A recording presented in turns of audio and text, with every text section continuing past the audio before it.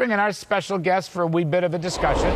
CNBC contributor Jared Bernstein is former chief economist to Vice President Joe Biden, and distinguished Senator Ron Johnson, Republican from Wisconsin. Ms. Johnson, welcome back.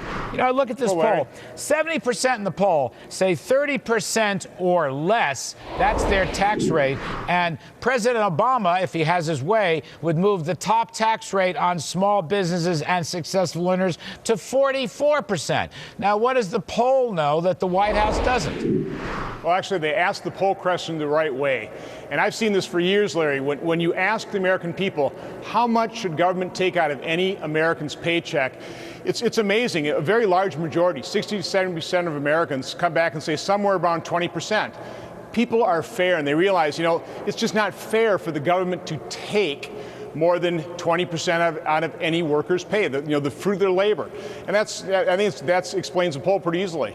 You know, Jared Bernstein, if you ask the question, do you want the rich to pay higher taxes, right, people say, yeah, sure. But when you get down to specifics and details, you get this kind of analysis. And the Gallup poll and others are saying people want about 3/5, 60%, want fewer government services and lower tax rates. Do your friends in the White House, are they about to make a big political mistake? Well, I don't think so. I mean, first of all, I'm glad the way you teed this up, because the poll is a bit of an outlier. You got to compare it to the polls where people ask if the wealthy are paying their fair share, and that poll's in the 60 to 70% range where people say no. Look, I think Senator Johnson makes a good point. People think you should pay 20%. That's an average, and in fact, it's actually pretty close to the average. But you know, we have a progressive system, and I thought it was interesting in this poll that they said 30% tax rate on rich people. That's actually the Buffett rule. And if you look at what a lot of very affluent people are paying, especially if their income is coming from capital, I'm thinking Mitt Romney, Warren Buffett, you're talking about 15%. That's clearly unfair, and I think tilted tax policy most people would recognize. But Senator Johnson, let me just ask you this. You know, Jared cites the Buffett rule of 30%. Nobody to this day knows what the Buffett rule as tax policy really is. It's never been spelled out, no legislative detail. But Senator Johnson, actually, Obama policy would raise the top rate to 44. Would raise 44.8. Would raise the Where do you guys get that? Would raise the, I'll tell you, 39.6. 39.6 plus Obamacare. Tack on Obamacare. Go exactly ahead, right, Senator. Larry. Right. Go ahead, Yeah, Senator. we're talking about. I think we're talking about Senator income. Johnson. Let Senator Johnson. Larry, it's even worse than that. That's just the federal tax rate. Tack on state and local property taxes, that type of thing. We're going to be over 50%. And let's face it, Larry, when you're being taxed at 50%, you're only 50% free, and Americans intuitively understand that. And again, it's all how you ask the poll question. If you do it the way Obama wants it stated, when you're ending up with this class warfare, Americans unfortunately side with President Obama. But when you ask them how much should people pay, they're far fair, and they say about 20%. All right, and that's all Senator, forms of government. Let's just get a few facts on the table here. The president is talking about taking the income tax rate from 35% to 39.6. And I take your point about state and local. There's nothing he can do about that. Tack on Obamacare, which has 44.8. Okay, that's fair. But let me ask you this. There you go. You're a United States senator, and I have great respect for that. And you know that right now we're collecting 15% of GDP in revenue. And I hope you know that that is far insufficient for the challenges we meet. So I ask you,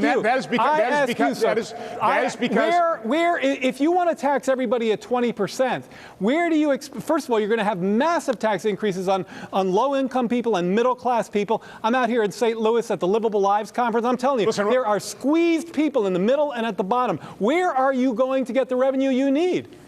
Well, by growing the economy, and that's what President Obama simply doesn't understand. Listen, we can agree on all kinds of things. I think we can agree on the fact that we spend too much money. We can agree that we need more revenue, but we should increase revenue the old-fashioned way by growing our economy. And anybody who thinks it's smart to increase taxes on anybody should ask themselves a very simple question. How much will that tax increase grow our economy? How many jobs will that tax increase create? And the fact of the matter is, tax increases don't create jobs. jobs. We need more taxpayers, not higher taxes. Let's back up.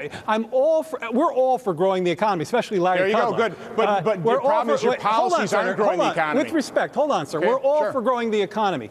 No, you're not. You and I well know that we are looking at an economy that's going to be growing at probably around trend. Larry would probably back me up on this for the next few years at least. We cannot meet our obligations, get our deficit in order, provide retirement security, health care security on 15% of GDP. The president's plan takes us back to the Clinton-era tax rates when we had a booming economy and a budget surplus. The Bush kinds of tax rates that you're suggesting here lead right to massive deficits. The booming economy was the holdover from Reagan's tax cuts that created all these entrepreneurial success stories, and that's why Clinton was able to get away with inching up tax rates for a brief moment in time. But part of the problems of the progressive tax system is when you hit a recession, revenue drops, and that's what's happened here. We've gone from 18, 19% to 15%. So a progressive tax system really bites you when you have recessions. Actually, so again, what we agree on is let's concentrate on limiting the growth in government. By the way, that's something we can agree on. Those in the lowest income are the ones who are most militant. 81% of those making between $20,000 and $40,000 a year. Yeah. 81% they have aspirations, Larry. That's right. It's an aspirational we definitely, economy. We don't it's make not a 1% versus 99%. Larry, Senator, you don't make tax Senator Ron policy Johnson, thank you very much.